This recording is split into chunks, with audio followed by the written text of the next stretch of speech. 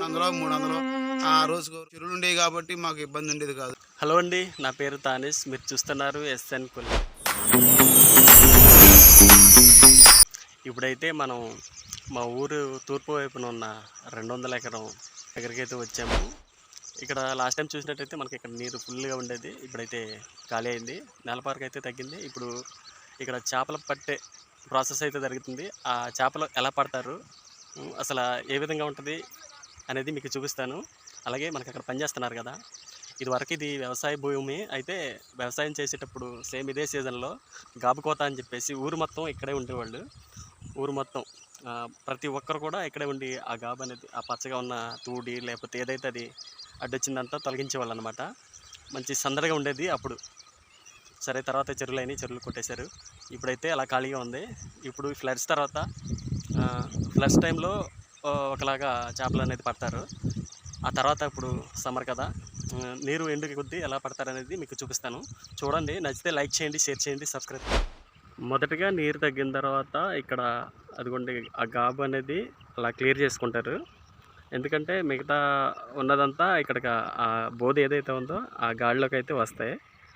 మొత్తం ఒక చోటకు వచ్చిన తర్వాత మళ్ళీగా క్యాచ్ చేస్తారని మనం అయితే చూద్దాం అసలు ఎలా జరుగుతుంది ఏంటనేది మీకు ప్రాపర్గా నేను చూపిస్తాను.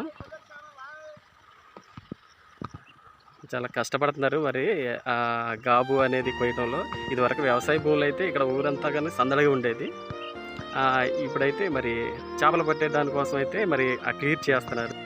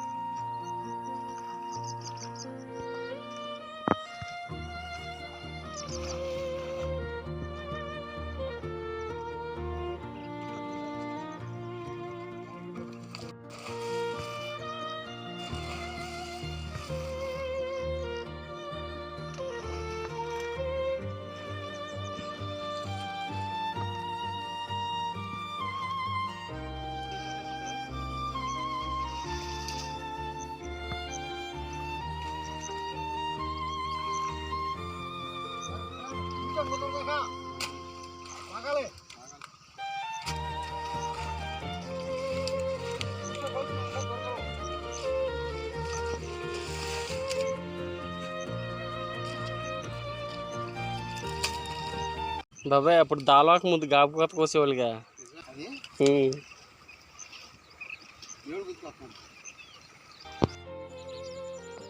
ఇప్పుడు ఈ కోపులో ఖాళీ చేశారు కదా. అవునండి. దాని తర్వాత అసలు నెక్స్ట్ ప్రాసెస్ ఎలా ఉంటుంది ఇంకా చేపలు పట్టడానికి అనేది? చేపలు పట్టడానికండి ఇది కొల్లేరండి. ఇది కొల్లేరులో ఉన్నటువంటి మేము మత్స్యకారులు.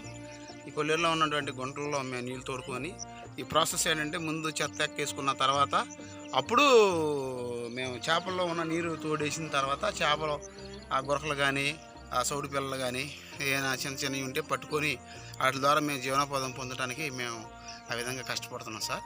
ఇది ప్రాసెస్ దాదాపు లేదంటే మాకు ఒక 15-20 రోజులు ఈ చెత్త తీయటం ఇలాగా తోడుకుంటాం, పట్టుకోవడం ఇలాగ ప్రాసెస్ ఉంటుంది. అదే నా కొల్లేరు ఎండిపోయిన తర్వాత మార్చి ఏప్రిల్ నెలలో ఇలా తోడుకుంటా మేము ఉన్నామని సార్. మా కొల్లేరు ఎప్పుడైతే చెరువులు అయితే ధ్వంసం చేసిన తర్వాత మాకు జీవనోపాధం లేక ఈ విధంగా మేము చెత్త ఎక్కేసుకోవటం, ఆ తూడి గెరటక్క అలాగే నానా చెత్త చెదారం ఉంటుంది. దురదలు ఎనమాలొగ్గిన అవి కూడా ఉంటాయి. అవి గుచ్చుకున్నా కూడా ప్రమాదమే. కానీ అప్పటికి కూడా మేము బతుకుదేరు మరి మాకు అయితే లేదు కనుక మేము ఆ విధంగా చేపలు తోడుకొని పట్టుకోవడానికి మేము చేసుకుంటున్నాం. మేము కష్టపడి అది వస్తే 200 300 ఆ రోజువారీగా అలా వస్తుందండి. వాటితోనే మేము జీవనోపాధం పొందుకుంటూ ఉంటాం. ఇది కొల్లేరు ఉన్నటువంటి స్థితి. ముందైతే జీలగా జమ్ము అవి ఉండేవి. ఇంతవరకు ఇప్పుడు అవి చెరువులు ఉండేవి కాబట్టి మాకు ఇబ్బంది ఉండేది కాదు. అప్పుడు మళ్ళీ మార్చి ఏప్రిల్ మే నెల ఆ టైంకి వచ్చేటికి ఇదంతా మళ్ళా ధ్వంసం ఇదంతా ఎండిపోయి ఎక్కడికెక్కడే నీరు ఉండదండి, నీరు వెళ్ళిపోద్ది. ఈ మార్చి ఏప్రిల్ నెలలోనే ఇది మేము గుంటల కింద చెత్త ఎక్కేసుకొని పట్టుకొని దాని ద్వారా మా కుటుంబాలని పోషించుకోవడం జరుగుతూ ఉంది. ఇది సార్ మా జీవనోపాధం. ఆ విధంగా మేము ముందుకెళ్తున్నాం. Thank you. చేపలు పట్టే దానికోసం అయితే మరి ఆ క్లియర్ చేస్తున్నారు. ఎలా చేస్తారు ఏంటనేది మనం ఫర్దర్ వీడియోలో చూద్దాము. Keep watching.